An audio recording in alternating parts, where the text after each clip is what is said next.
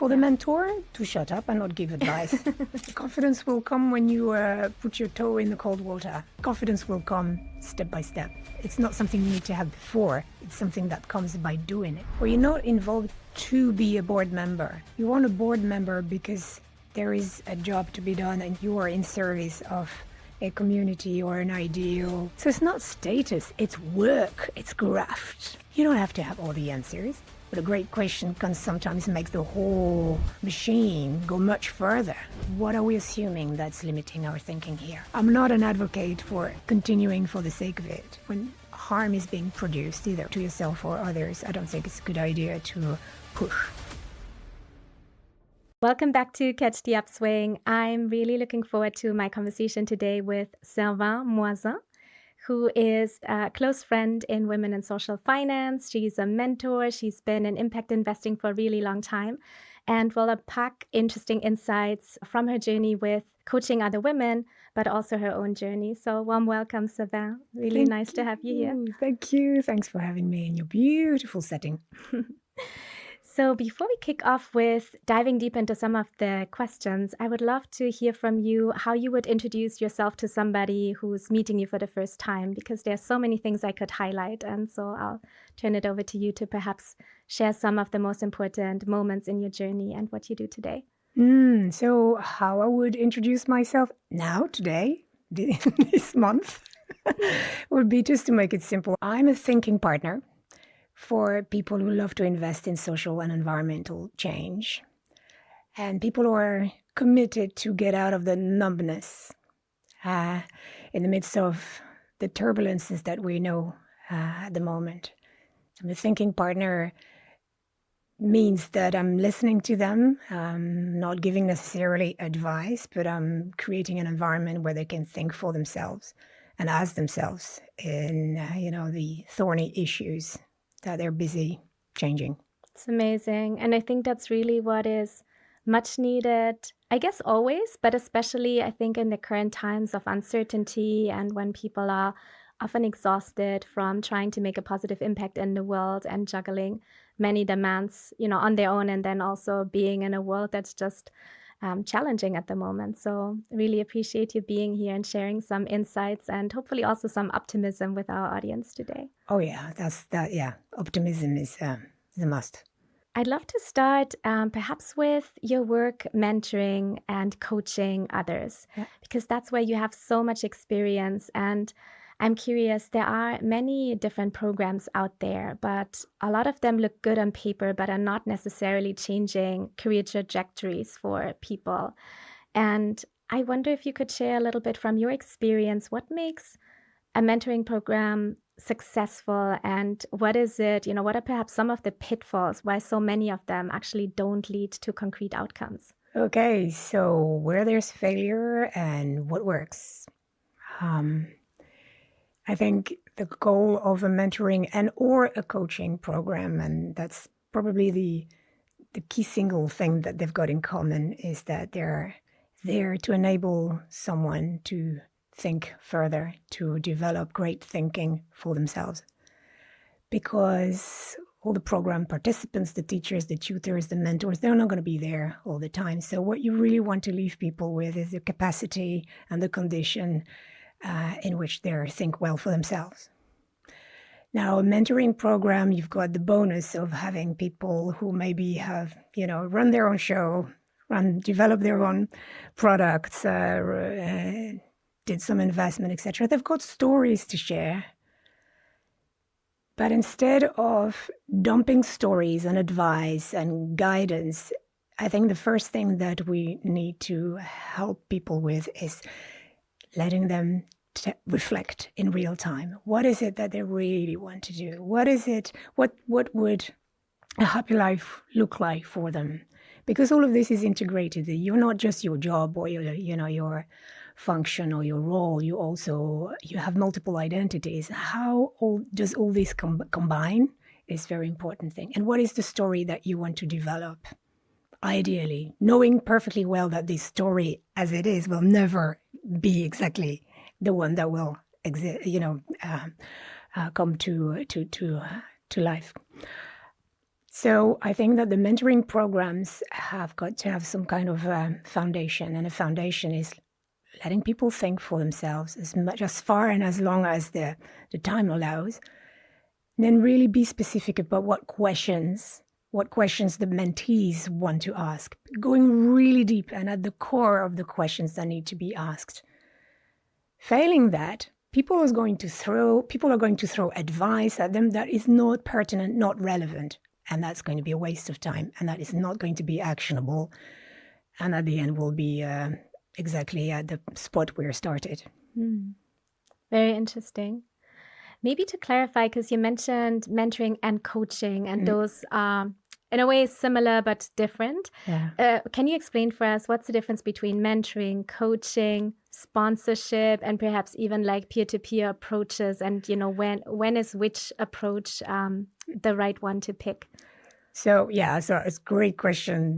In these four, we have a quadrant, maybe what connects them all is that people who are participating in this will be learning and thinking for themselves. So these four elements need to have conditions in which people can think for themselves well, are encouraged, are appreciated, can have an opportunity to reflect in real time without feeling judged or infantilized or that kind of thing. I'll start with the coaching, and I'm just going to go with the style of coaching I practice, which is really create that space where people can think for themselves. I will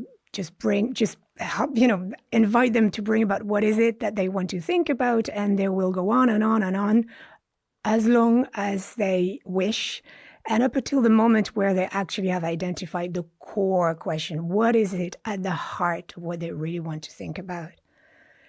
And following that, I will not say much, actually. There are some sessions where I hardly say anything apart from, hello, what are you bringing to the party?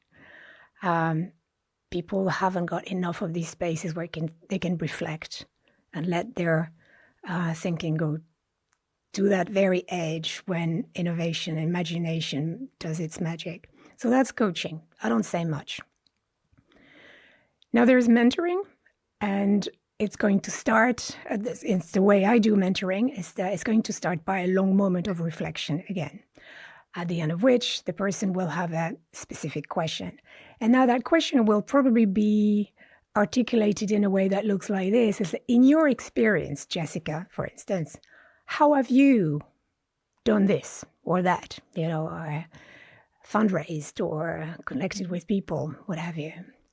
They're explicitly asked for my context, my experience, knowing well that whatever I'm going to say is belonging to my context, my story, with all the plus and minus that pertain to that. Following that, I will not do a sort of long speech because they need to absorb the information. Then I will turn the question back to them. Now, based on what you've heard, how do you compost all this information? What does it mean for you? It's still not advice. It's still not direction, because there are so many things I do not know about that mentee. I know a bit, but not everything. So this is that back and forth exchange that's really, really important.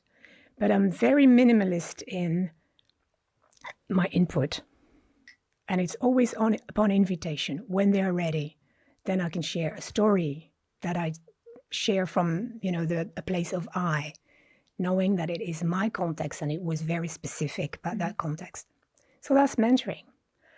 Now, sponsorship has got both of these elements from coaching and mentoring, depending on what the mentee wants or what the participant wants. But sponsorship, I think there is that beautiful thing that happens when the mentee is not looking, when the mentee is not even in the room, and the sponsor is going to appreciate you, promote you, talk about you when you're not watching. And this is super bonus. They might come back to you and say, now here's what I found out. That person or this group are looking for someone like you. What do you want to do with this? Again, it's not forced. It's an invitation. Mm-hmm. I could go on and on, but I think moving on to the peer-to-peer groups, well, it's a bit of all the three first components, but in a group of people who need to consider each other equal. There needs to be encouragement. There needs to be appreciation. There needs to be invitation. There needs to be a lot of listening. Don't assume that people want the information that you're going to share with them. Maybe they just need time to reflect. Let's not assume that they want to be connected necessarily to that and that person because it's not the right time, maybe. In all these four categories, I think the listening is important. Listening and be invisible whilst you listen. The attention, giving the attention. Reducing your internal noise and all the kind of pattern that you're making while you're listening to someone. Being so interested that you haven't got the flying idea what they're going to say next, but you're so interested that interest is going to generate great thinking in the people who are thinking. And be generous. With your interest in, if you're a sponsor, for instance, or a peer to be, whatever you listen to, whatever you hear outside that meeting, is it something that you can bring back or just gracefully offer afterwards if they want to? So the generosity is something that's important too. And in all these categories as well, there is the idea that people are human. Sometimes they're going to show up as entrepreneurs. Sometimes they're going to show up as mom and dad or sister or brother. Sometimes they're going to be more of the kid or the teenager, the stroppy, stomping their feet. And sometimes they're just going to show up as someone who's sad and demoralized and stuff like that. I don't think it's necessary to come to the rescue. Instead, I would invite people to offer the space where people can think for themselves. What do you think? A quick note of thanks and a small invitation. If you're enjoying this podcast, subscribing is one of the easiest ways to support the work and help these conversations travel further. I really appreciate you being here. So interesting.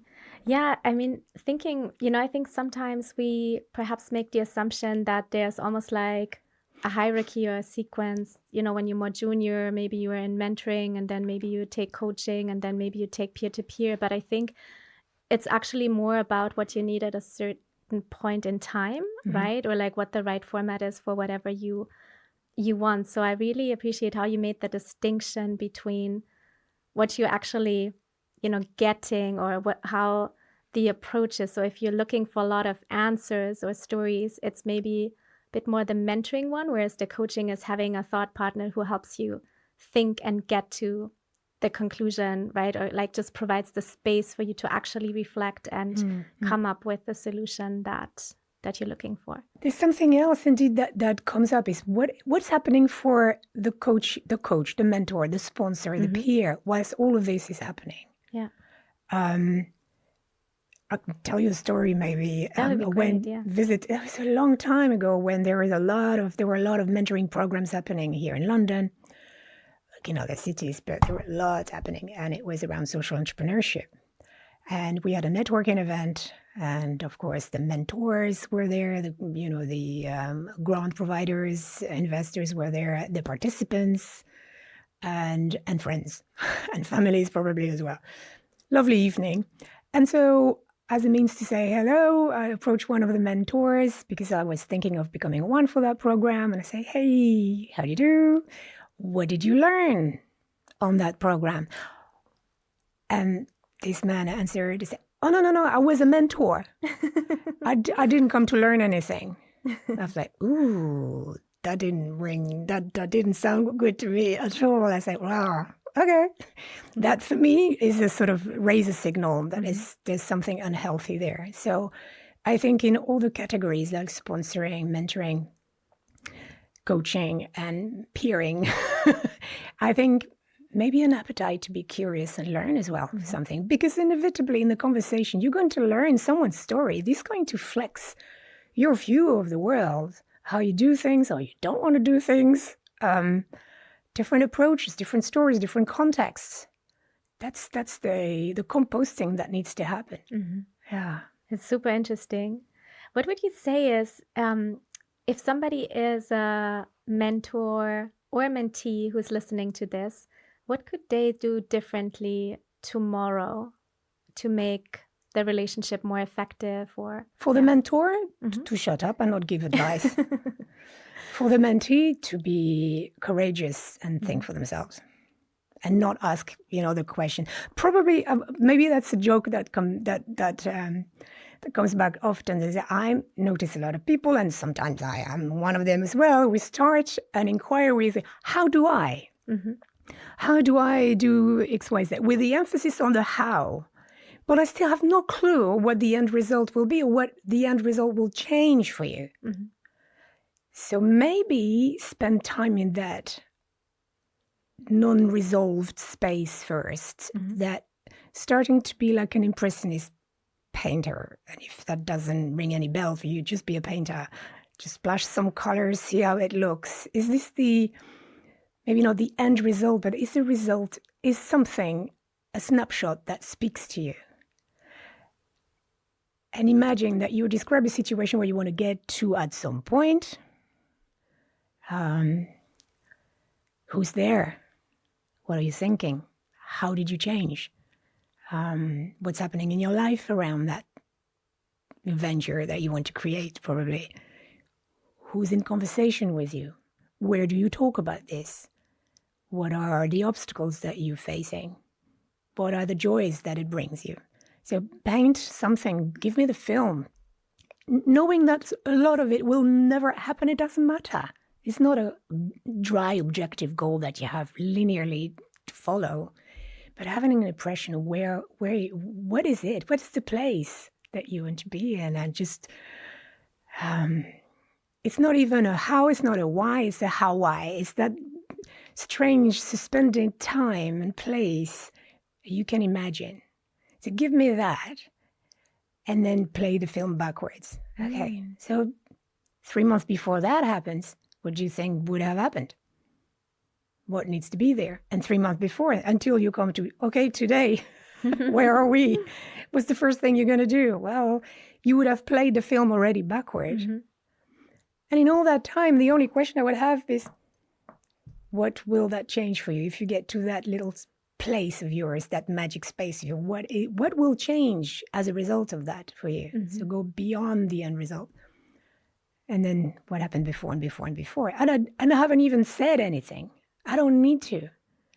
Imagine someone said to me, to you, I want to, God, I don't know, give me an example what you're working on. Maybe we could play with a practical example. Anything that was because I really love that, right? Because often I think we're like, I need to do, I need a board seat. I need to have this promotion. I need to fundraise, but like for what, right? And so when you have that vision first and then you play it back, you can actually sanity check if everything that you have on your list that you want to get actually gets you to that vision, or if it's just distracting you because maybe somebody told you that that's what you need on your CV or whatever. Yeah.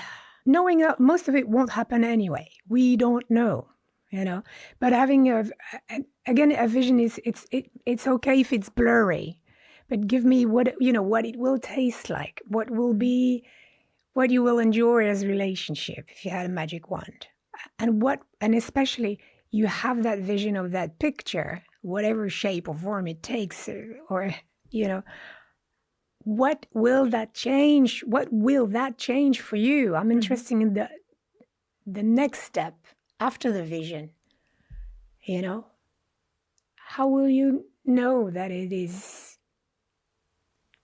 the place you want to be? And again, this is very contradicting what I'm saying, because we don't know what will happen. But it's just to have a sense of, I'm in my happy place when I'm in relationship with people who are, for instance, understanding that we should be a bit more kind with each other. Yeah. Well, it still hasn't given you the business plan or where you're going to do when you're going to settle, or when you're going to put your venture, how much you need and all that jazz. No, it's just, I want to be creating something where people are kind to each other. Yeah. Okay, let's talk. What else is there? Feelings, emotion, impression, values, all this stuff. Yeah. Without which nothing happens. You asked for an example, so let me paint a picture of an example that we can play with. Yeah. So let's say somebody listening wants to be an entrepreneur. They want to have their own business and they want to leave their current employment. Mm-hmm. So they're currently in an employment relationship. They want to make that, jump from kind of leaving their employment to being an entrepreneur. Mm-hmm. And their vision is, being able to leave my employment, making enough money with my business to be able to sustain my family in, X years from now. How would they go about it? Well, that's a lovely example. And this is a great, great example of what a mentor could do wrong. Mm-hmm. Because a classic mentor maybe would jump in, okay, so you need to do this, you need to go to the Chamber of Commerce, but I have a business plan. But what I'm hearing is, without having even given you or asked you anything, is like, oh, there's a story of freedom. Mm-hmm. There is a story of care. There is a family story, so you're not on your own. So freedom when you are tethered with other people, little people, partners, whatever. What does it mean for you? You could be an entrepreneur, but you could also find another type of employment that will meet that need of freedom. Between brackets, I haven't found much freedom in being self-employed, but that's another story. So do you see what I mean? Mm-hmm. There are different layers in which you can listen to a story. Yeah. So I would ask you, if for that mysterious entrepreneur of yours, what is the story of freedom and care that they want to tell? Mm-hmm. Imagine something has happened, they found some kind of self-employment, or they found their own business, or they've been back into employment, but with someone nice and kind. What would that mean for them to find that freedom and be able to provide or care for these significant others that are in their life, who are in their life? And that maybe there is a different story that unfolds, because maybe there's a story about the past, maybe there's a story about the future. So as a coach, I will not dive in the past. That is I'm not analyzing the past, but I just want to hear the story. Mm-hmm. And then using this material, continue to ask questions about what does it mean for tomorrow? Freedom, caring.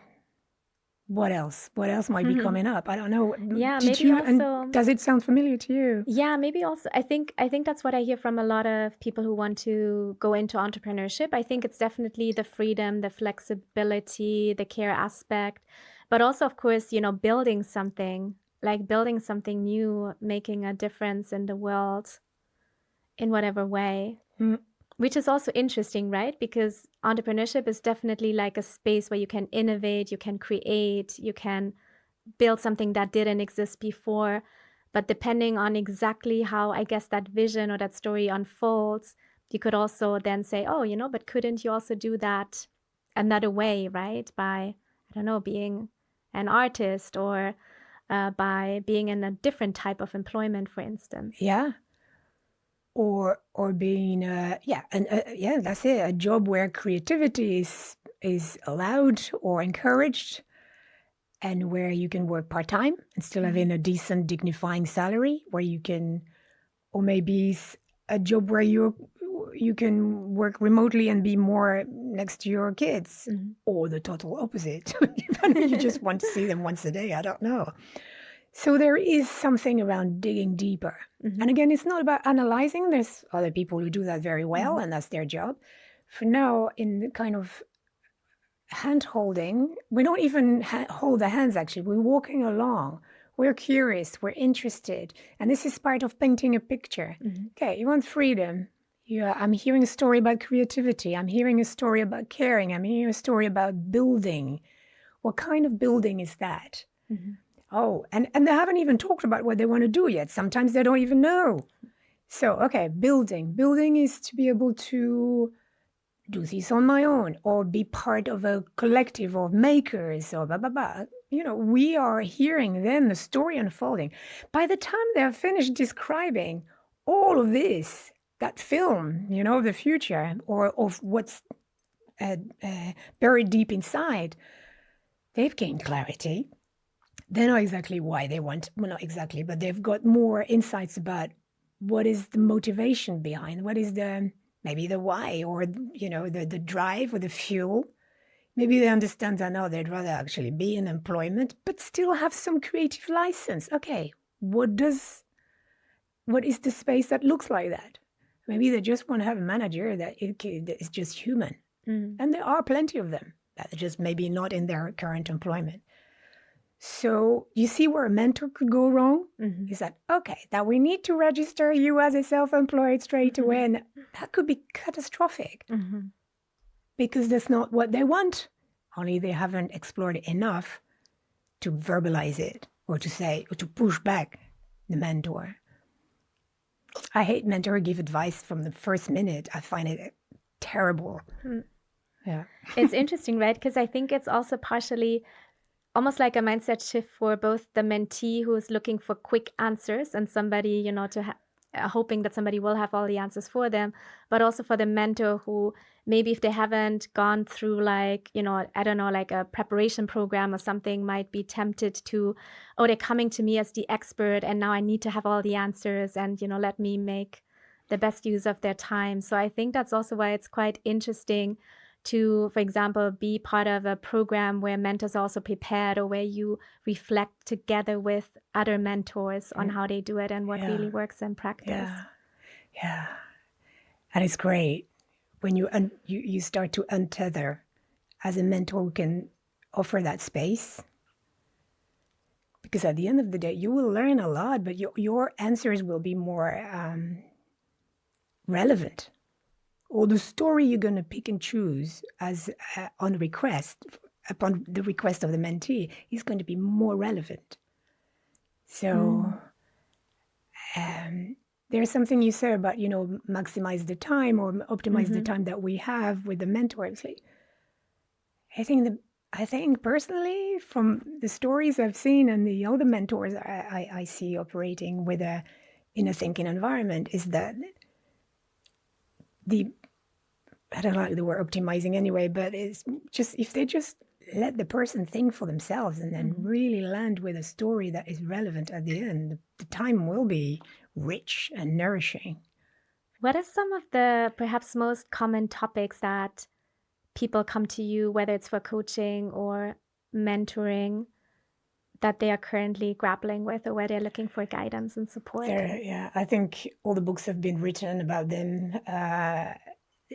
Relational issues, conflict, that's connected. Is that more business or more personal? No, they're all in business. They're all professional people. Yeah. These topics come back. The content is not the problem. You know, there are different, some answers are downloadable straight away, but it's what is in between, the blurriness in between. How do I connect with someone? How do I engage with people? How do I make them come with me? How do I slow down so that everybody can follow and understand my vision? Because obviously they don't pattern the same way. I speak from experience there, simply because I stumbled onto that myself. You know, oh, now I can see where we're going. And other people are saying, huh? We don't see.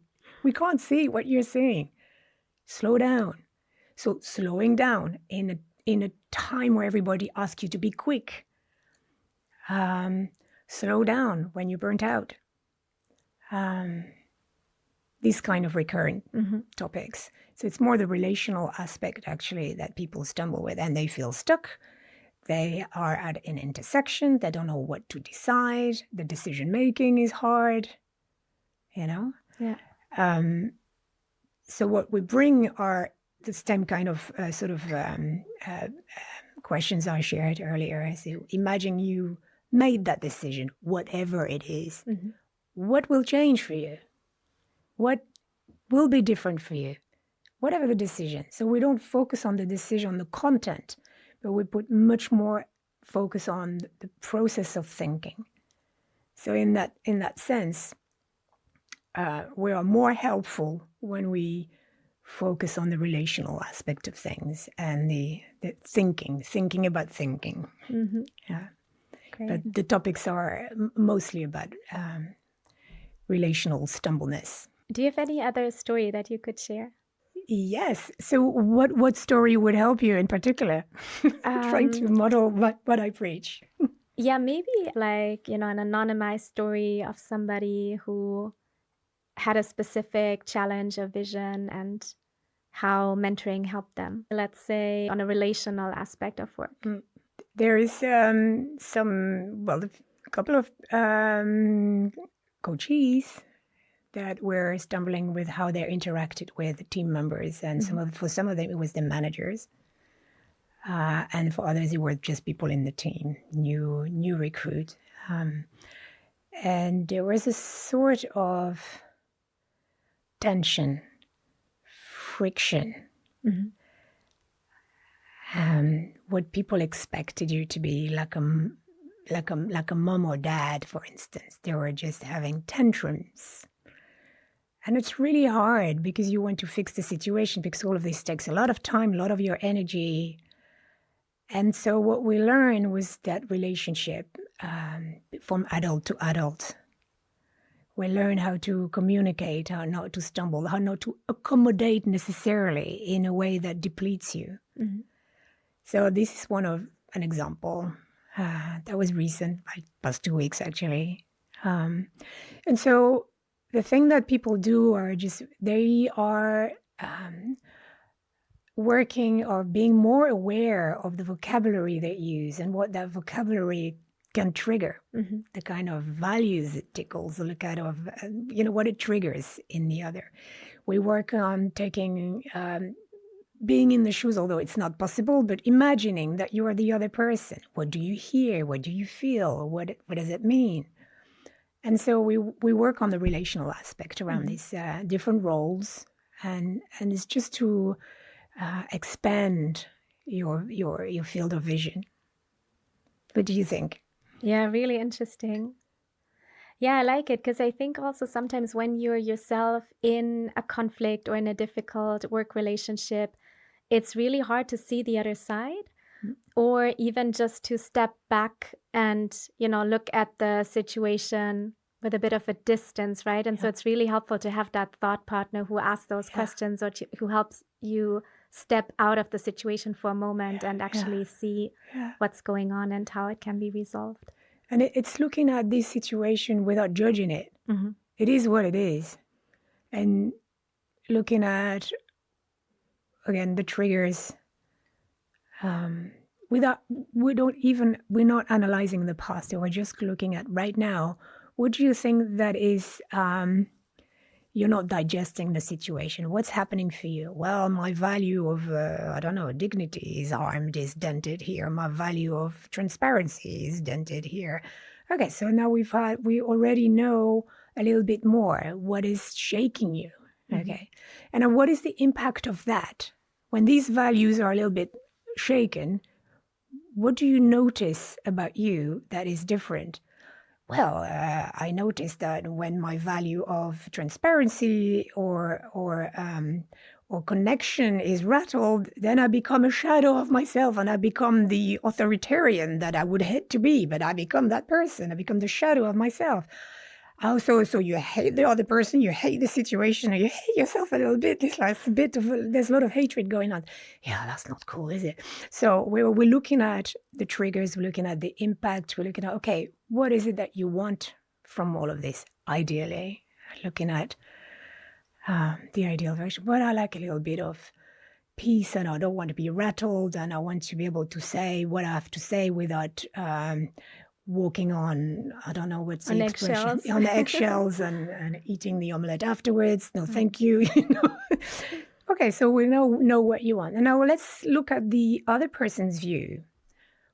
When in that kind of tension or friction situation, what do you think the other person What happened for them? What did you notice? Mhm. Oh, well, that person had red spot on their face and was shouting and blah, blah, blah, and reacted very abruptly. Okay, so that's what happened. What values or beliefs do you think were a bit shaken or rattled in the process? So they go and describe what they believe. Again, we don't ask people to be in someone else's shoes, which is from their perspective and their empathetic self. What do they notice? So the coach's role here is to really hold them into that position, that perspective, and to really hold up the role. And then they go through the same process. So what do you think from their perspective? What do you think that impact is of their values being rattled? Well, I understand that they might feel defensive or blah, blah, blah, and that make them talk in such an abrupt way. Okay, so you diffuse the tension, and that it gives more element and nutrients in the soup. And so, okay, based on what you've seen, but what you've noticed, and again, it's your filter, it's your perspective, but we'll just have a safe space for you to imagine what might be the case without judging. And we're taking the time to do that. Back to you, from your perspective, what could be something that you could try? What did you learn about yourself, and what was one thing that you could try in the next 24 hours? No, the answer depends on whatever they want to try. That's great. Yeah, I really like that approach. So that's conflict management. And notice it's management, not resolution. Because, it's a systemic issue, conflict. There's a lot at play, and we can never grasp and hold everything in one teapot. Do you eventually get to a conflict resolution, or does it stay at the management phase? Well, it's the management. I know and again, the word management is never accurate, and it is to again create a space where people can think a little bit further, and it might make their emotion less painful. It might help them decide what kind of relationship they want with the other party. Or adopt a new kind of relationship, or cut ties. But that is never resolved. Life continues. And what they've learned in that moment will feed yet another moment where there is maybe tension or friction, and they might find it resourceful to go back into what happens for them in the past, or, and so forth and so forth. So the constant feeding and metabolism. That's why I can't talk about resolution. First of all, because there's always something that pops up. Then it's, oh God. And that adds to the complexity of things. But they have like the tools to navigate it better and perhaps prevent it in the future, or recognize patterns about themselves or others in the future. At the end, they know themselves a little bit better. Yeah. And they're more curious about the others. They're less judging. I would say conflict management, because in our world, people want to know where to look for, if they want to download something about it. So that's where they would find it. But your word is fantastic, navigation. And the weather changes all the time. When you least expect it, there's a new wave that's coming up, oops. Right. or you forgot your oar or your paddle. Yeah. So the navigation every time will be a fresh navigation. Yeah. Another topic that I know many people who are building their careers intentionally are interested in are board roles. And I know you've done a lot of work. I mean, you've yourself worked on boards. You've helped others get board seats or think about the pathway to boards. So perhaps to kick off, I'm really curious, what is something that's not typically shown on a CV that you think really indicates what makes somebody board ready? So something less visible, on a kind of black and white CV. I think things are changing now.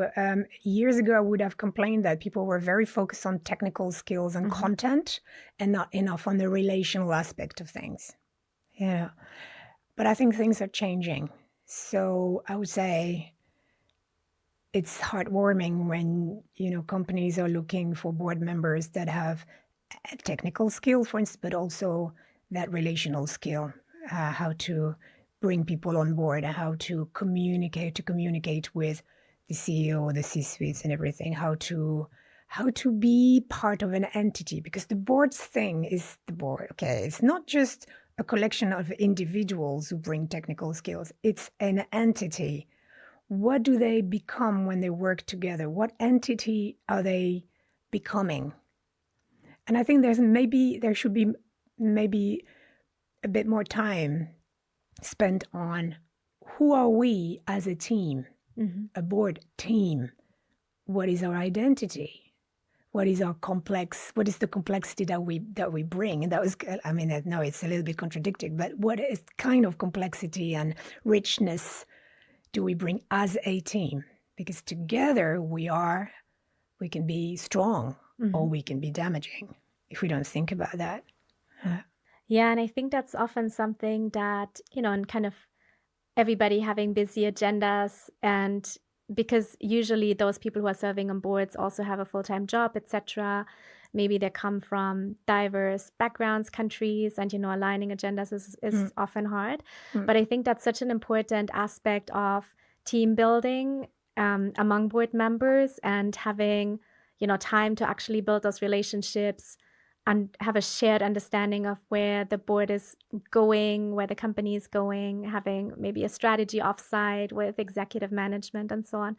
Investing time into that, I think, is really underestimated and makes a huge difference. But all the stuff that we discussed earlier about coaching, mentoring, sponsoring, and peer group, that is super valid there, because we're building a team. So it's not just individual people dropping news. All of this need to cook.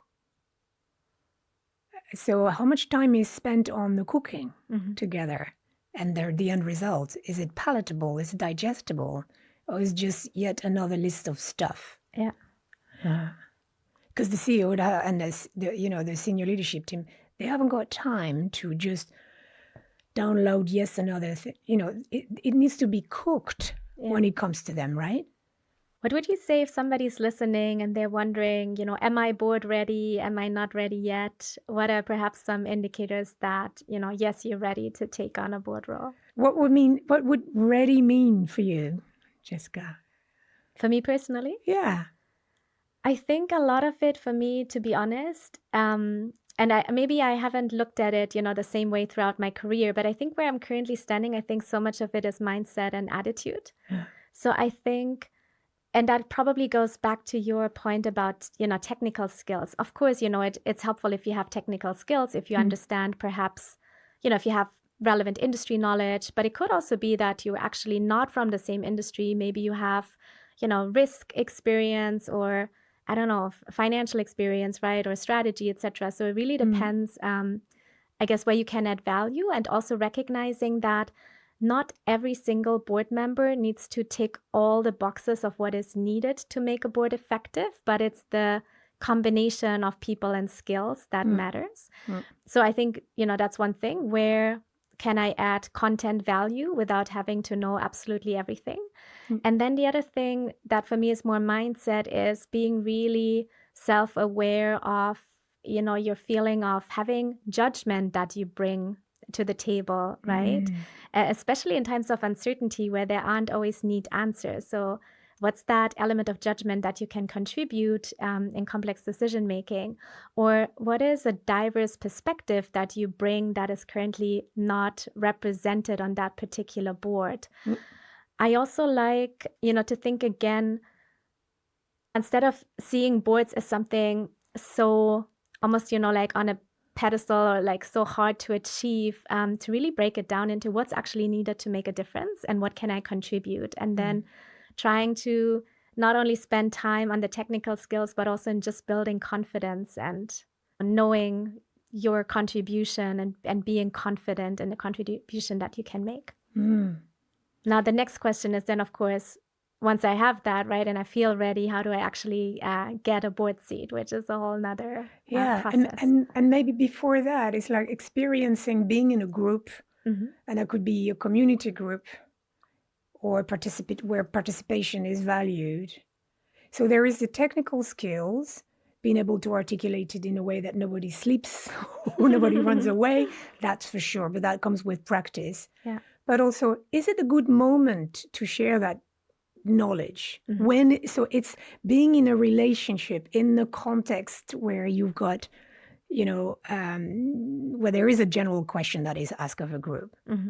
Because some people have technical expertise, but they drop it in such a wrong moment that it just adds to the complexity, adds to the mess. So it's sometimes you bring maybe a story. You haven't analyzed the story, but you think that the story is a pertinent bit of information that you can bring. So it's not a script, it's not an analysis, it's a story. What I find lovely is when people say, well, I have a story and we'll see where it goes.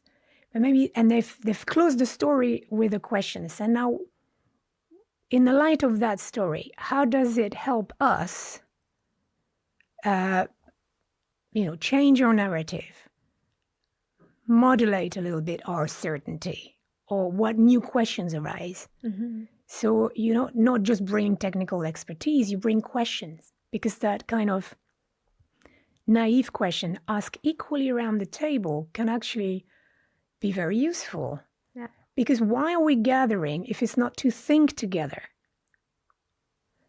Other than that, I'll happily, we can happily take people's emails and drop their individual separated kind of opinions. Yeah. But that soon you'll be able to Google it or put an AI bot on that. What's the point? So we can also be board members to help each other think together at the service of the impact we want to make or the community we want to support, etc. And everybody has a great question to ask sometimes. You don't have to have all the answers, but a great question can sometimes make the whole machine go much further. Yeah. Or look for an answer that is pertinent, right? Yeah. I was once in a board of a big arm-length body. I had absolutely no experience of big arm-length body, but I was bringing experience on, gender lens work and women in social entrepreneurship, but also violence against women. So it was quite broad stuff, and I had done work in different countries. So I had a bit of a little bit of a spectrum. And first I was horrified. So how am I going to just fit in this? They're all very senior and they all led huge enterprises. My one was small, But I brought question from the perspective of the people who had learned to know. And so maybe they sounded naive, but they rattled the group so much that they actually changed their whole perspective. So that's the impact you can make. Just bringing question is also a way to show your readiness. Yeah, I like that. And for me, that aspect of asking questions is in a way similar to what you mentioned about knowledge, content knowledge, asking them also in the right moment, right? Because a question, when you ask it in the right moment, a good question can really change the whole direction of the conversation, the dynamics, and really bring the group forward and facilitate that exchange and engagement. But when dropped at the wrong moment can also feel like a bit, disconnected and not necessarily in service of what you're trying to achieve.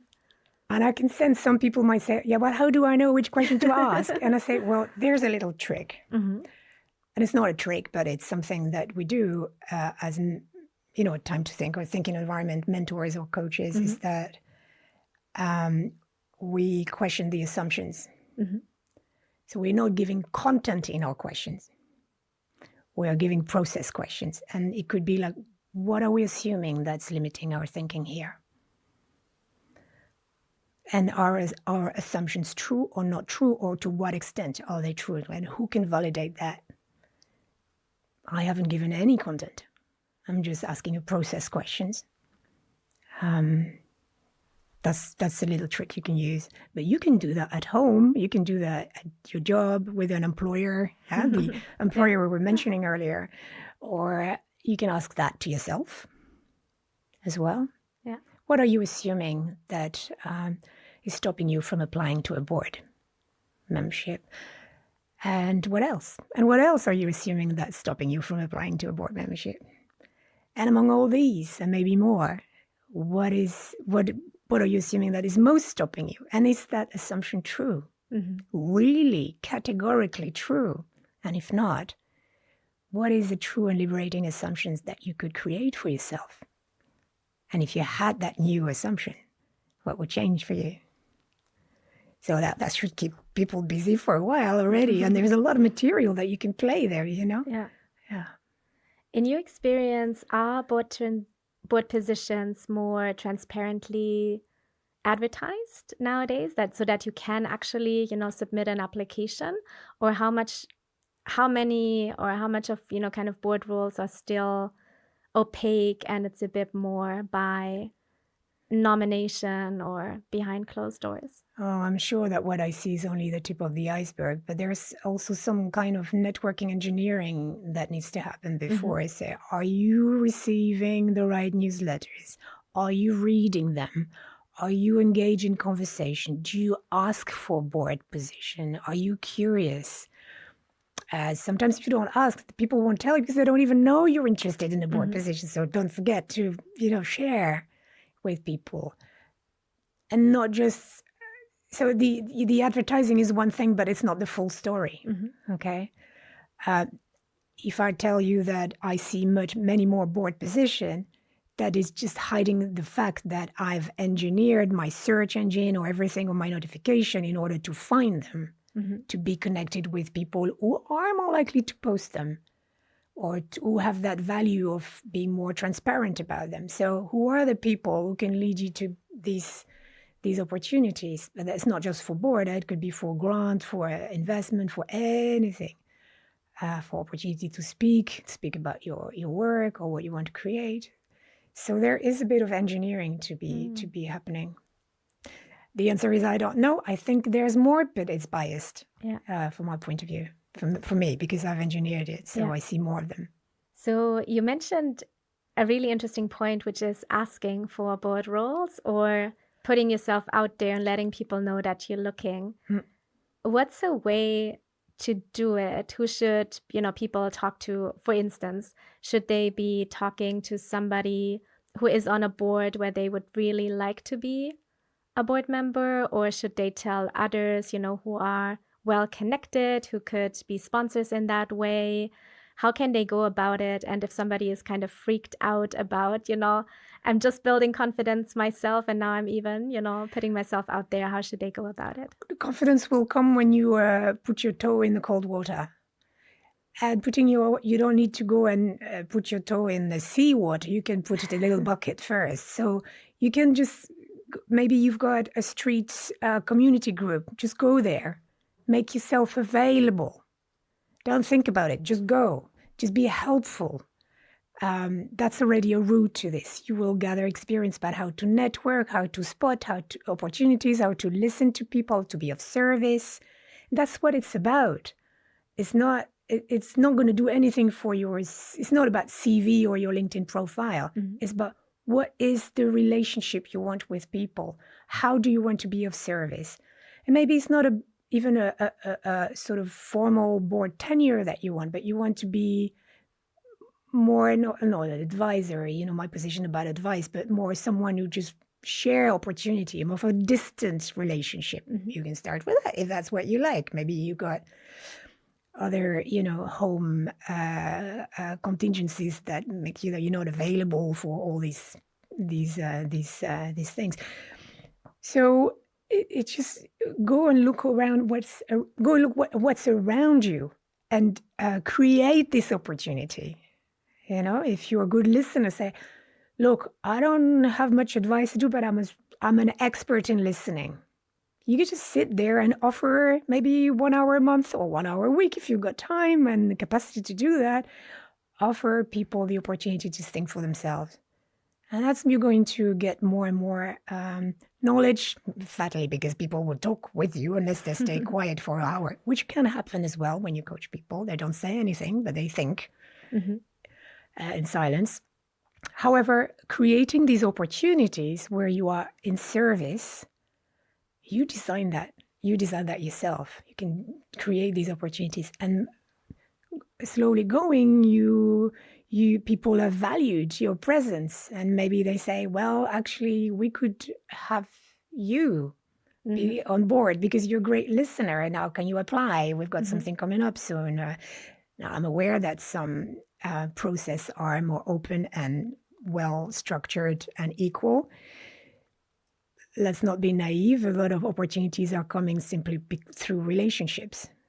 So if you haven't been successful in applying openly and, through the CV and all that kind of route, create your opportunity, connect, build relationship. And that's maybe, a bit more manageable. And confidence will come step by step. It's not something you need to have before. It's something that comes by doing it. It's super interesting. As you were speaking, I actually was reflecting on my own board roles, and most of them came actually because I was an investor and then, I had a board seat that was tied to it, which is, of course, in that way kind of easier because it just comes with the terms of the investment. Yeah. But in all roles, I just realized where it's not tied to an investment, it actually was because I was first adding value without any agenda, right? Like I never thought about actually wanting to be on their board or anything. Yeah. But then I got invited to serve on the board because of the value I had been adding. And so it's interesting because I had never thought about it. But now that you mentioned it, not just, kind of bluntly asking, but perhaps first being of service and then things just evolve. I think it's interesting. And in some cases, I help them with fundraising, just because I had like connections, etc., and I believed in their mission and what they were doing. Or in other cases, I also helped kind of shape strategy and thinking about more strategic commercial relationships or partnerships, and then things just evolve. So I think it's such a powerful advice or kind of perspective that you're offering that I hadn't even consciously thought about, but it makes a lot of sense. So you wrote the manual already, the manual of you. And I wonder if we roll back a little bit, and if I may, how did you? What was the first instance here? You looked at the company, or how did you evaluate your interest? What was the sparkle, the relationship that you wanted to establish? How did that come about? How did you say, well, this one, I'd love to be more, of service for them? Yeah. I mean, to be totally honest, it usually starts actually from the other side. It starts with an entrepreneur or a business leader approaching me, maybe at a conference or somewhere else and, saying, for instance, hey, you're so well connected, we're fundraising, this is what we're doing. Are you able to connect us with anybody? Or we want to go into this new market and we see that you have a network and experience there. How would you advise us reshape our strategy or think about it? And, then it's just sitting down and planning things together. And then, I don't know, like a year later, they're looking for a board member, right? And then they just reach out. But I think in other cases, you don't necessarily it doesn't have to be that way, right? I could also just out of interest think, for instance, who do I want to mentor, for instance, right? So where's a company that I think does really interesting work and I can add some value perhaps as a mentor. Or sometimes I also just, observe my network or I meet people at conferences or in other ways and I love what they do. Maybe they add me to their newsletters, they keep me updated. And then I often just also realize that, hey, there's a connection that I could make, or, oh, I see they're now entering this new industry, or they're expanding to a new region and I have a network there. Why don't I connect them? There could be a partnership. So it's sometimes also really small things. It doesn't have to be something that keeps you super busy, right? It's like those small things where you realize there's something you can add without expecting any reciprocity and you just do it. Yeah. It reminds me of a garden. I'm a really bad gardener, so I could have some mentoring about it. Or just, I'm very good at observing the garden grow, but would you just explain to me, that reminds me of Alan, my partner, who is the good gardener, when he grows pumpkins. these things start with nothing. Essentially, the seeds that have been, hanging in the kitchen for months and months and months. And I'm asking, what are you going to do about them? And then suddenly they disappear and they are in the ground, in the soil. And then I totally forget about them and suddenly say, oh, what's happening here? There's a little sprout that comes. And they're the green, not the leaves, but I don't even know how you call these things. Mm-hmm. What they're attached to. It's on the surface and it twirls and it makes some beautiful drawings there. And then suddenly you have a flower, and maybe that's the courgette, but bear with me. So all these beautiful things that have happened because you give them time. And at every step of the way, something's new and different is going to come up. Some will be pretty to look at, some will be edible and will be pretty and edible, or just pretty and not edible. Otherwise you can't do that. So, not digestible or whatever. And if you're not quick enough, maybe the squirrels will eat them and you'll be left with nothing, just a memory of them and what a good journey it was, but you haven't tasted the pumpkins or the courgette. So you got to be there along the way and just knowing why is it that you are there? Is it for looking and supporting, or being the eater, or being the one that just cleans the garden after the squirrels feast, And I love the image of a pumpkin seed, because it's also, if you want to grow a pumpkin from scratch, like from seed, it's not something where you put in, like a full work week and then you have it, right? It's like it's planting a small seed, then it's giving it, water, every couple of days. Yeah. In our reality, it's even like giving a small thing every few months, but it's kind of that steadiness. Yeah. It's really light touch, but it's a bit of, steady and long-term investment. And then at some point you suddenly have like a pumpkin, if you're lucky. Yeah. And if you're really not connecting to the garden idea, you can maybe somehow look at the hummingbird that's going to just take a little bit of food from the flower, fly really, really, really fast, so fast that you don't even see the wings, but they're in the air suspended and they're observing and they're here, and just from time to time they dip in, dip out, and then they pollinate or do their thing, which I'm also not very knowledgeable about.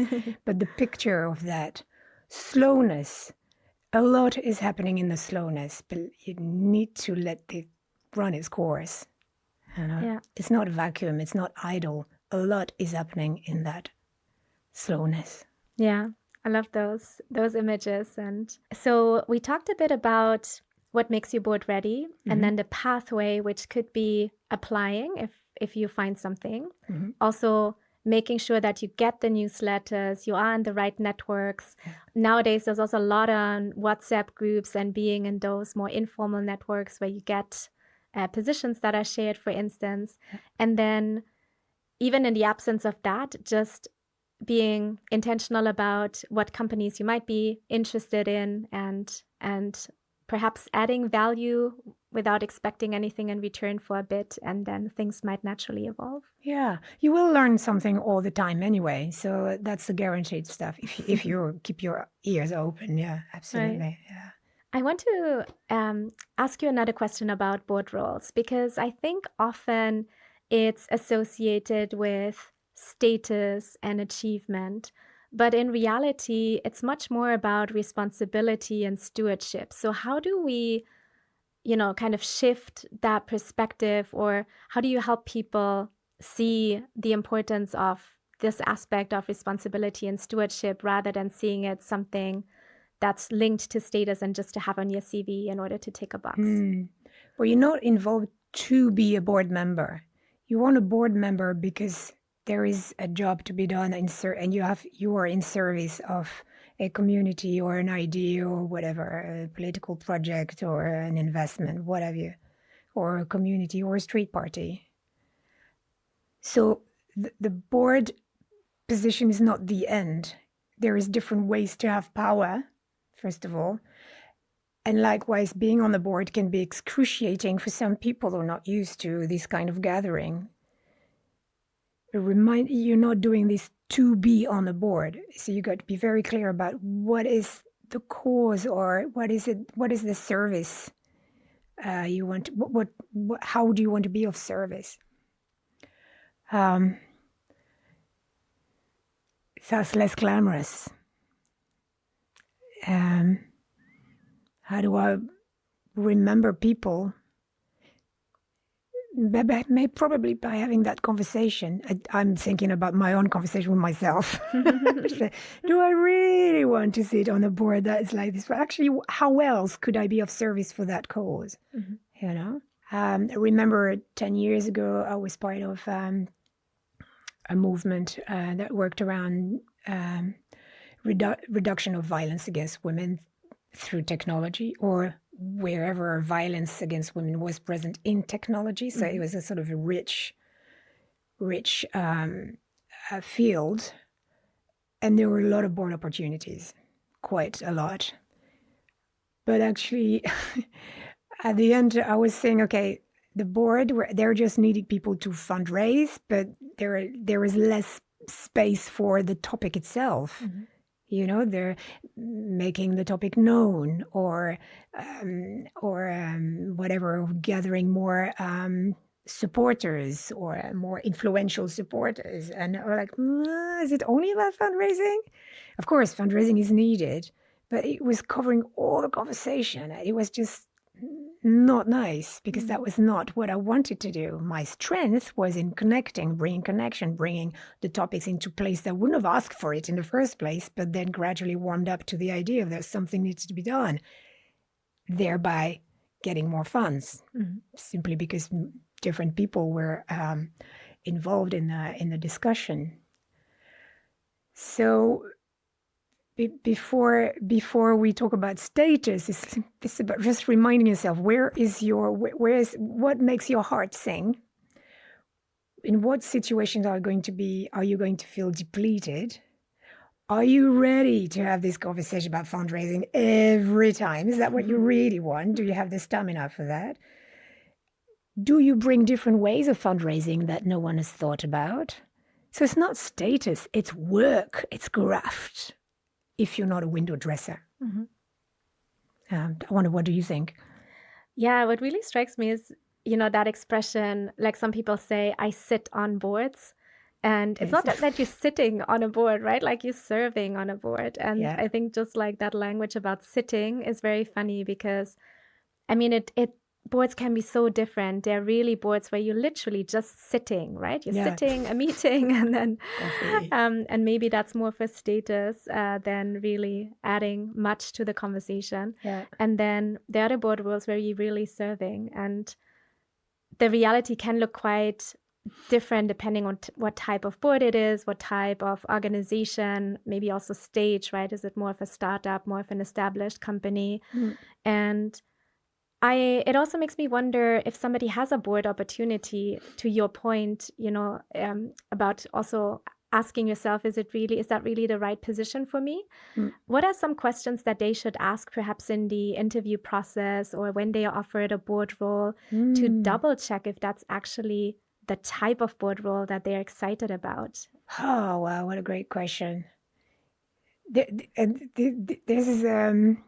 There's something around that there's the question you're going to ask, the answer you're going to get, knowing that it's not the full answer. So how prepared are you to get only a half-baked answer, or, no, we do this, it's all good, Something about how meetings happen. Very simple, naive question. How decisions are made. What is the space for thinking together?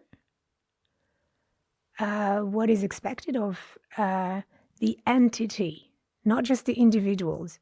Anything that would give you a clue about how a gathering of fab individuals with all that expertise, how do they actually work together? If people look at you with a big teacups eyes, they're probably not doing this. They probably haven't thought of that. Is there a space for thinking together? But that is my question. So you got to look at what is it that make your heart sing, and just ask a question that's relevant for that context. If it's about thinking together, I'm going to ask that. So how do people think together? And if they haven't got a substantial answer, I'm out. Yeah. What question would you ask? I mean, given the example that you just shared, I think another question could be, what's your expectation of board members, or where do you need more expertise, or what are topics that have perhaps dominated the last board meetings or that are on the agenda this year? Mm.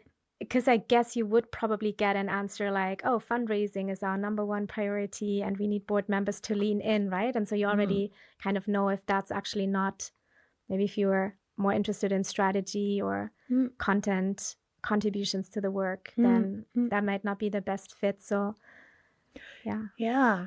There's all the usual question that you could design as well, is that what would make these board fail? Mm-hmm. You know, the tricky questions, you know? Yeah.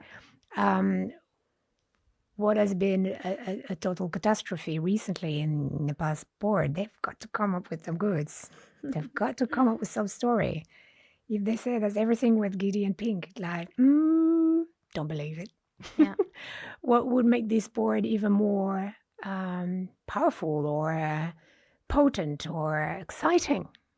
Any kind of again, these adjectives that speak to you, ask that, because how else are you going to know if it's a good place for you? Yeah. So this is where having a time to think beforehand, what do I really want to do? Is it just having a status? And in this case, fine. But you've got to ask question according to status objective. Or do I want to be of service? Is the board hindering or helping? What are the questions around that? And again, on top of the expertise I bring, is how do the board digest people's expertise around the table? How are decisions made based on different views and different backgrounds? And how do we, compost all the people's experience? Someone somewhere must have had some kind of collective memory. Yeah. I would be curious. And then you go to judge if it's an acceptable answer or not, knowing that what is said doesn't represent the reality. So you're going to have to take a risk at some point. Yeah. If you come to that point. Yeah. What do you think? Yeah, I love that. I want to ask you a really difficult question, another really difficult question. Go. So, there's all of this research about the value of diversity of perspective on boards. And a lot of people in my wider community, and also those listening to this podcast, are individuals that are really purpose-driven, and they may want to serve on a board because they want to bring a perspective that is currently underrepresented and want to make a difference that way. Because one way, kind of to make a difference is in this executive track, either as a business leader or employee, or also as an entrepreneur in your own business. And the other one is kind of this non-executive track where you're on a board of a company and you can also really have a big influence and make a difference. But for many, they may be the only woman on the board, or they may be the first, from another underrepresented background, whether it's about racial equity or, another perspective that's not currently represented on the board. And that can be quite tough when you're alone, because there's this magical number that at least 3 individuals from, like a similar background kind of create that tipping point. So for instance, when you have at least 3 women on a board that's otherwise male dominated, that's when you really start having different conversations and can make a difference. But if you're on your own, there's a risk of tokenism, and there's also a risk of being kind of marginalized when you try to bring a different perspective. So let's imagine you have made it, you are on the board, but you are the only one that has a different perspective from the rest in terms of, underrepresented background. And let's assume that there's also relatively pronounced groupthink on that board. How do you navigate that power? You are now at the table, but how do you bring a different perspective without being marginalized for bringing that perspective? Ooh, that's a great question. Because there is a big answer to that. First of all, we are showing up, I assume, as women on this podcast, but we're also women and Mhm. different age, women and different age and living in different cities, and women of different age in different cities and blah, blah, blah, and with a different experience. We're never one group. Mhm. Yeah, there is the visible group, but it's never one group. So we had actually a workshop this morning around the component of difference. Assuming that everybody will come with a variety, a complex set of identities, much more that you can imagine. You could name 20, 25 combinations like in 1 minute already. You never won. So the fact that we say, oh, there's only one woman on board, maybe imagine in the setup that you described, there's 2 or 3 women out of 8 or 9 people, I don't know. I think that the value is very early on, and that maybe is the job of the chair to invite people to think about that in one of the first board meetings, is to say, what kind of groups do we belong to? What kind of groups combination do we belong to? Upon which society might have some kind of opinion. So be very clear about that. And some men might come up with, I'm actually a man and coming from a working class background and a one-parent family, and I've got a disability and I've got this, or I'm an extrovert who has a stutter. Whatever, just whatever. And I think that society has got assumptions about that. So I think there's something around the acknowledgement that you're never belonging to one group only or one visible group. You are bringing multiplicity of group. So highlighting that, at least if the chair hasn't done their homework and hasn't organized that workshop, is probably to come up very quickly about the multiplicity of group that you belong to. Because inevitably, someone else in the room will say, oh yeah, either they will belong to some part of it, or they will have, that would bring up to their mind the other multiple groups they belong to, reminding them from time to time that we all belong to different groups and we don't have one tunnel vision only. Of course, some groups have got a very powerful tunnel vision and it's hard to get rid of.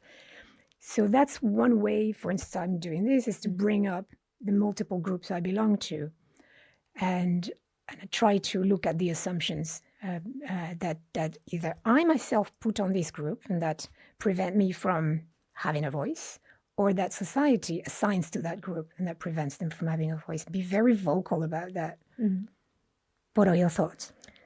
Lots of thoughts, not neatly organized, because it's it's also something that just got me thinking. So I don't have like readily prepared answers, but I think if I just reflect on my own experience, I think if you can have that, rapport with the chair and also be intentional or bring some ideas about how to shape, almost like, or prepare for your arrival, because in the scenario I'm thinking of, there's an established board and then you come in as somebody new and different, and visibly at least different.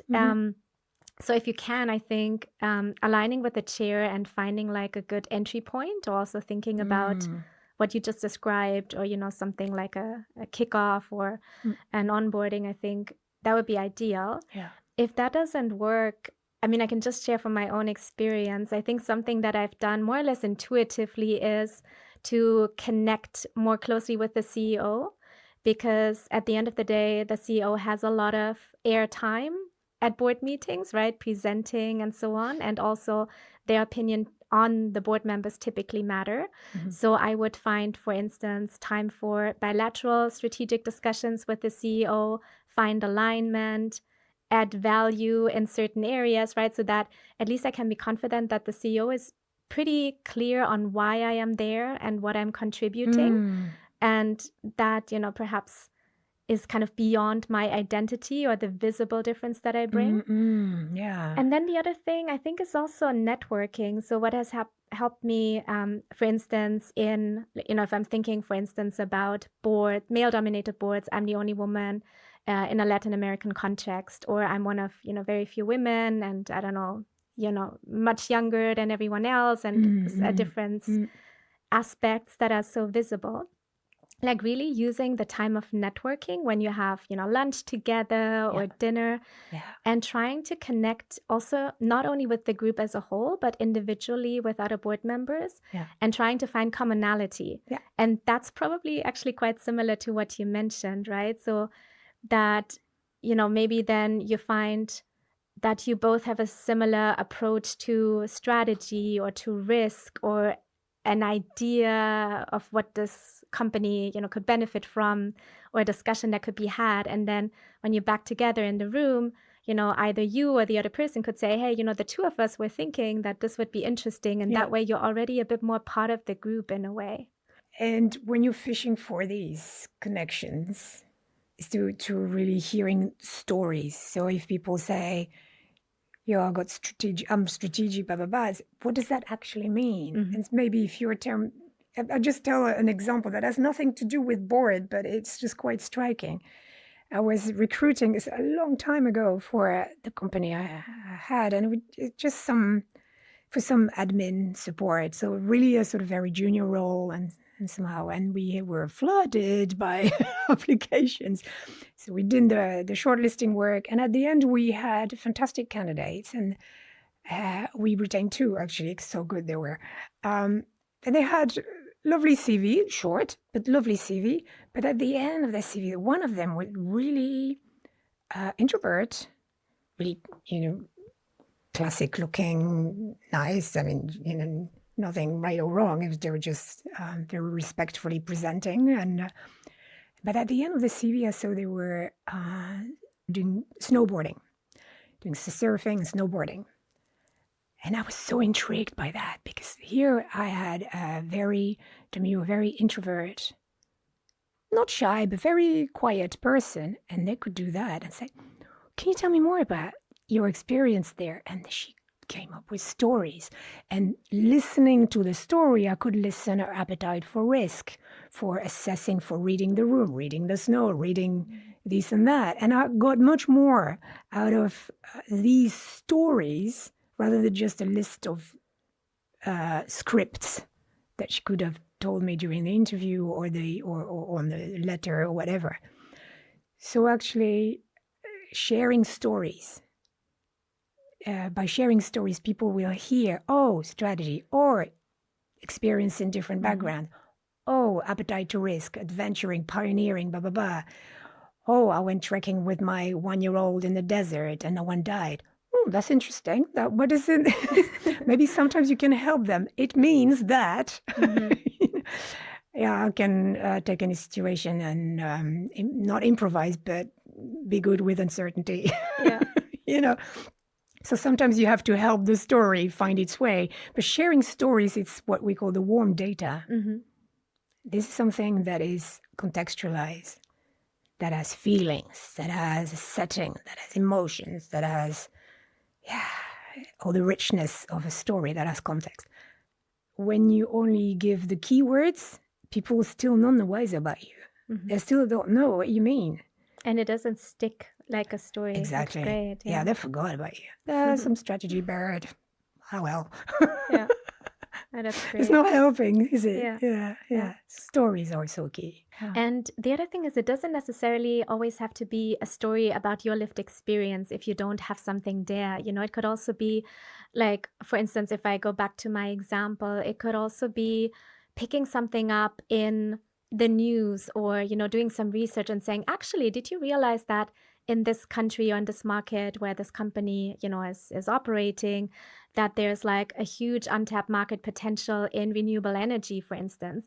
And then telling a story, there was like this, for instance, I was serving on a financial institution board, and it could be, I saw this interesting documentary that came out recently where it talked about the potential of the renewable energy sector. And there's like, this many SMEs that are now entering this sector, and banks aren't really banking there yet. And, couldn't that be interesting? What do you think? Is that something that you've seen as well, right? And then the other person is like, oh, yeah, I've also have an interesting story about this company and renewables. And then it's like, oh, the two of us were thinking, let's talk more about renewables as a board. Oh, that's beautiful. Because what you've just done is to describing a dialogue. So how two people think together. The key question you ask that people should write down is, what do you think?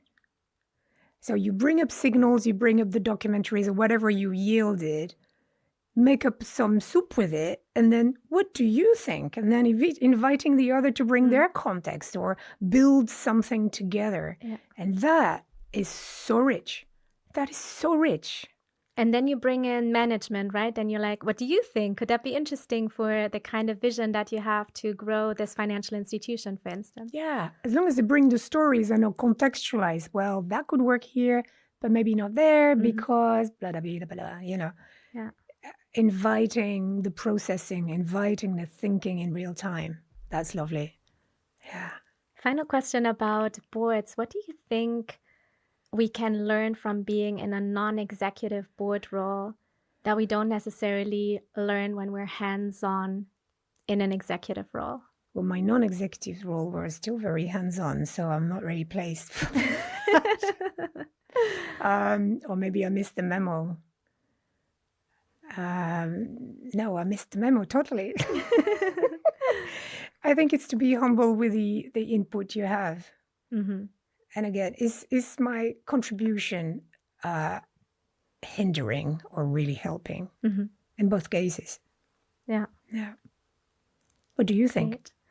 I mean, there's so much, but it also, as you say, really depends on the board and how hands-on they still are, right? But I think there is definitely, I think especially when you've been in a leadership position and you're very used to, you know, fixing problems, finding solutions, having a vision, not stepping into the space of the CEO as a board member, but actually enabling the CEO, challenging the management without slipping into their role, right? Because you're mostly there to be, in a way, to hold them accountable, to ask good questions, to sign off on strategy, but you're not the one, you know, convincing them, the CEO, that your strategy is the strategy that they should be pursuing. So it's like a very fine balancing act, I think. Yeah.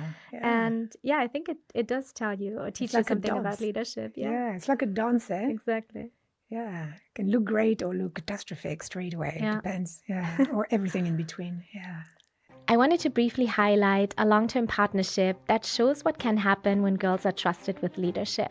Shoko works in close partnership with the grassroots organization MDYM in Cucuta on the Colombian-Venezuelan border, supporting girls and young women who fled the humanitarian crisis in Venezuela and are navigating extreme vulnerability, from being pushed out of school to getting trapped in sexual exploitation and violence.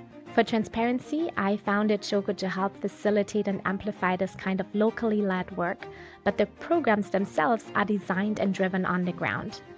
One initiative that emerged through this partnership is Roots of Change. It started as a pilot, and the results went beyond expectation. Girls didn't just participate, they stepped into leadership, they became peer educators, mentors, and multipliers, shaping what change should look like in their own communities.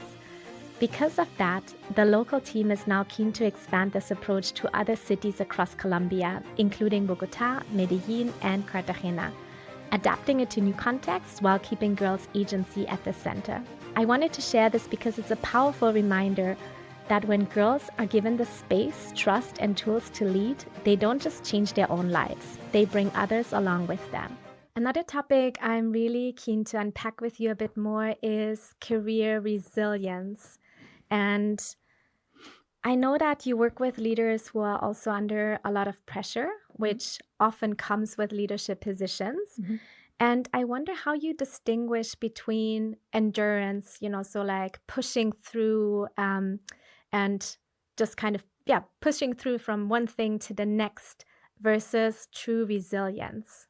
You know, what does that difference look like? How do you know if you're in a place where just constantly pushing through and enduring versus actually being resilient and in a place of kind of good ambition? But sometimes you don't know until you collapse. Yeah. You don't know you're doing this stuff until you collapse. Sometimes you don't know if you haven't listened to people giving you signals or looking at you and just nodding or being politely saying, mate, slow down. You're not listening. So even resilience, somehow you think you continue, you pace yourself, but you're not in a good place. Or you're not in a good place for yourself. You're not in a good place, or you're not kind to yourself, you're not kind to others. This makes me very sad, because we're living in an environment that asks for objective results, linearity, proof, blah, blah, blah, and doesn't grasp well with slow, the pumpkin in the garden that we were mentioning earlier, and how things have a time to unfold. If you put too many fertilizer, the thing is gonna taste disgusting, or not even absorb the fertilizer, or kill the squirrels, eat the pumpkins. I'm not sure if I'm a bit too cryptic here, but you think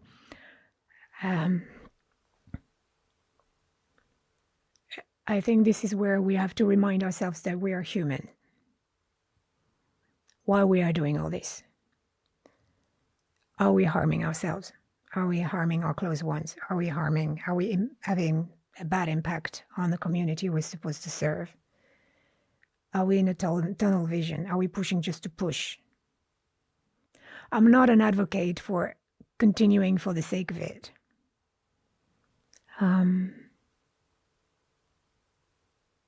When harm is being produced, either to yourself or others, I don't think it's a good idea to push. Yeah. What do you think? Yeah, I wonder, I can totally see when you're in a leadership position, you're kind of in this hamster wheel. I think it might be especially when you're still in an early stage organization or a startup where a lot is on you and you don't yet have a big team to delegate to. But I can equally see it when you get promoted to a leadership position in a big company, for instance, that you've been waiting for, right? And you have to prove yourself, and there's a lot going on, and you have to juggle a lot. And even big companies are sometimes quite resource constrained when it comes to capacity or budget or whatever it may be. And so I do wonder how, to your point, how do we actually recognize it? How do I know if I'm being resilient and, I'm tough and I can just put up with everything and, I still get results, or if it's slipping into pushing through one sprint after the next while trying to run a marathon, and it's not sustainable for you or for your team or for your family or anybody else. So that's the hard one, because you mentioned people working in a larger setup. Well, these are people I'm talking on a weekly basis sometimes.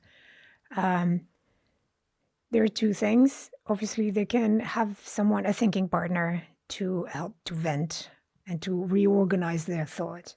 Is it sustainable? How long can I do that? What else? What resources or what support can I draw in? I'm not supposed to be alone in this. So they can have this opportunity to reorganize their thought. That's a great investment of time. You do half an hour. Sometimes it just gives you the things you need just to reorganize the thought. The other thing is you're never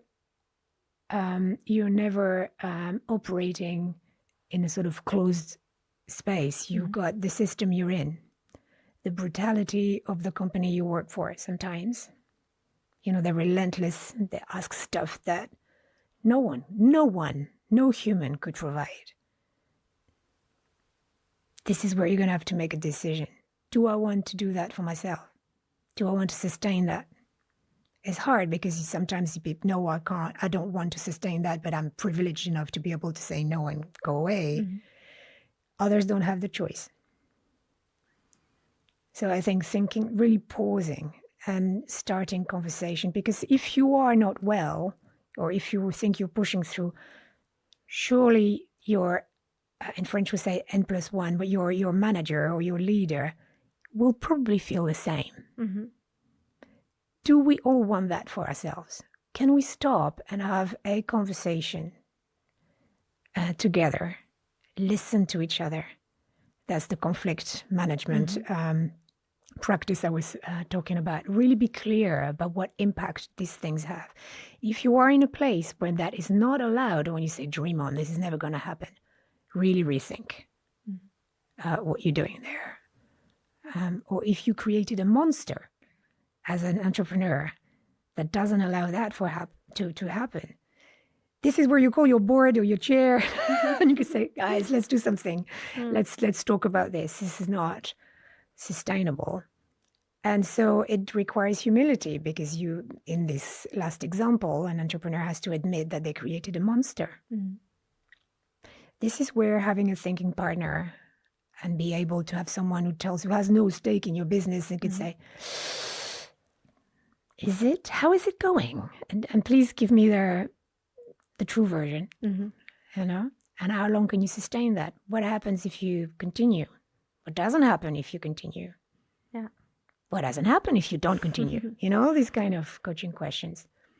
So invest in some thinking time just to be aware that either you don't want to participate in something anymore, or you have to think about plan B, plan C, plan D, or having someone who can tell you, are we talking about the monster you've created? And what is it that we could do now? Yeah. Yeah. What do you think? So you just sparked kind of a memory that really stuck with me about a board conversation. And that was in an early stage company I led. And it was a very interesting conversation with board members early on when building the company. And it kind of clicked when you mentioned, like prevent yourself from building a monster, or what do you do if you're already there? And very early on, we were very intentional about how we wanted to design the culture in the company and, really build well-being into the fabric of the organization, knowing very well that it would be a lot of pressure. In a startup or in an early stage organization, there's always much more you can do and impact you can create and limited resources. And there was a very interesting conversation. One view on the board was, in these early days, we cannot afford to give everybody such generous annual leave and parental leave and sick leave, and be top of our peers in everything that has to do with work-life balance. Because how are we going to run all of these, programs that we have to run and serve all of these customers, etc. Another view was from somebody on the board who had also built their own organization and who said, this is the biggest lesson for me, because when I built the organization, that was the thinking. Let's all lean in the early years. And then once we're at break even or something, then we can build in balance. However, the pitfall is this becomes your culture. Yeah. Once it's established, no matter how successful you are and how much you could actually afford it, you're never going to return to the point where you do build in more balance. And so very consciously at the time, we decided to, be very generous with annual leave and all other forms of leave, because we knew it would be more challenging, but it would be almost impossible to go back later. And so I thought that was so powerful, because I could easily see how I could have, run into this pitfall of, okay, let's lean in now and then rest later. And that was a really helpful, kind of coaching or mentoring moment to hear it from somebody who had been there and was really sharing that lesson. And they were speaking from a place of right? Exactly. Place of experience. Yeah. So true. It tells a lot about what we mentioned earlier about what is the ideal vision you want to have as well. What is the place that you want to go and work for? What is the place where you want your team to go and work for, that you could speak with pride at your dinner parties or, at the bus stop, depending on what you do. And how does it inform the design from day zero? Yeah. So it's not fluffy. It's not a nice to have, or it's just part of the design. Yeah. Especially for impact ventures. But actually, if you don't treat human as commodity, that should be part of your thinking. Right. Yeah.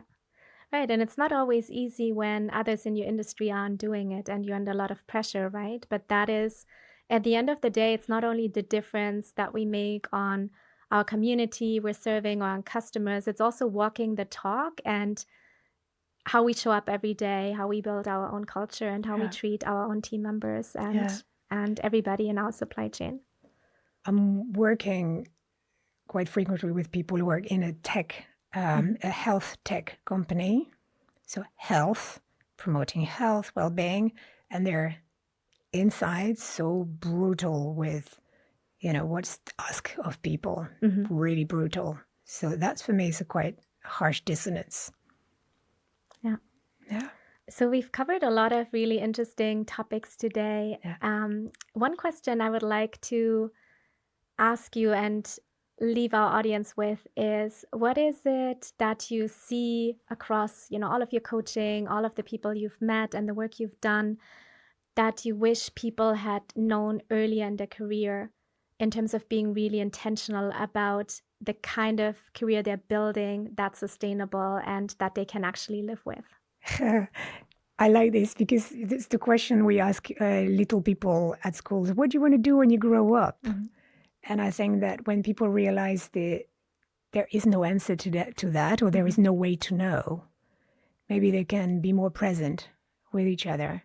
And so I wish people to stay more present with each other and really take the time to listen, take the time to be kind and not just necessarily linear. So absorb, reassess often, and think in terms of context and values and relational ways of being, rather than just, I want to be an engineer that just builds lamps. There's nothing wrong with that, but it doesn't create a life. Do you have any, from your own experience, any small practices or daily habits that help, kind of recharge, take care of yourself, have that balance so that you can do it while you're working in a demanding job rather than having to completely withdraw and take time off, to go on a retreat? Like, what's something more daily, more sustainable that we can just integrate into our work life? Yeah, I like that. It's something that some people say, you shouldn't do that whilst you're working. It's like, I write a poem, and now unashamedly coming out as someone who loves to bring poetry in business and more creativity in business. I speak in mysterious ways, or I use metaphors, or I draw some beautiful cards that a lot of my colleagues are making, like tending to endings, for instance. So I put some cards and I'm having some, not tarot or astrology, because I know nothing about that. I'm really bad at these things, but and I never remember the meaning. But I'm putting some imagery and making sense of a question that I have through the kind of reading or colors or imagery that I pull in the moment, and that gives me some keys that expands my vocabulary, that appeases me, reduces the stress, and then okay, let's go back to that tender and that proposal. That's great. Yeah, that's what I do. Love it. How about you? So while working, something that works for me is to sometimes take, especially internal calls, to do walking calls. So I have a practice with some of my colleagues where we have a weekly check-in and we do it while walking. So we're not looking at a screen, we're really listening, really reflecting together. So it's kind of a thinking call. Yeah. And then the other thing that really helps me recharge is the last thing I do before I fall asleep. And at the moment with a little baby, it actually gets quite late because, I first feed the baby and then the baby's finally sleeping and all I want to do is sleep. But I do really try to stay true to that practice, which is either watching comedy so that the last thing I see and think about before falling asleep is something funny, or it's doing chakra meditation because it really helps me to not think about anything, completely disconnect, and then also have much better sleep. And kind of, otherwise you wake up in the middle of the night when the baby is, making noise and then you're immediately back at work. And so doing that meditation just helps me disconnect until the next morning when I have my coffee and then the brain is back on. Giggle and a belly at peace. Exactly. Lovely. Excellent. Thank you so much, Servane, for joining us today. It was an incredible conversation and I really appreciate everything you have shared. For our listeners, if you would like to learn more about Servane's work and maybe even consider her coaching offering or connecting with her, we'll share all of that in the episode description. I'll also link to your own podcast, which I really love and would like people to check out as well. So all of that in the episode description. Thank you so much for being here today. Thank you for your curiosity and, your worldview. It's lovely. Thank you.